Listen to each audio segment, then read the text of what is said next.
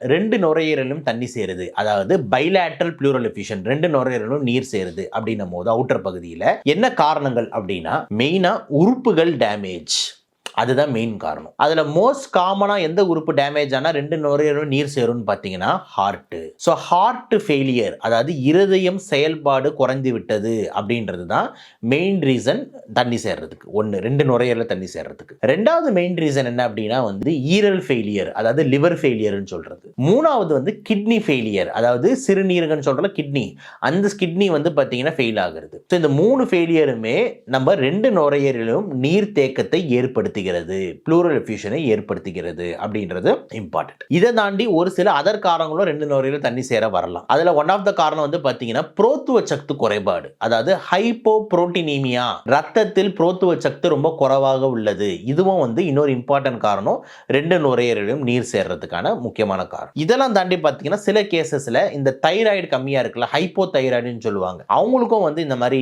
ரெண்டு நுரையீரல தண்ணி சேர்ற கேசஸ் ஒரு சிலதை நம்ம பார்த்திருக்கோம். இதை தாண்டி ஒரு சில ஆட்டோ இம்யூன் கண்டிஷன்கள், இதுலயும் நுரையீரல தண்ணி சேரலாம். அதே மாதிரி இந்த ரத்த குழாயில, அந்த நுரையீரலுக்கு போற ரத்த குழாய் பேர் தான் பல்மனரி ஆர்டரின்னு சொல்லுவாங்க, அதுல போயிட்டு ரத்த அடைப்பு ஏற்படுறது, அதே பேர் தான் பல்மனரி எம்பாலிசம். இதுலயும் சில நேரத்தில் ரெண்டு நுரையீரல தண்ணி சேரலாம்.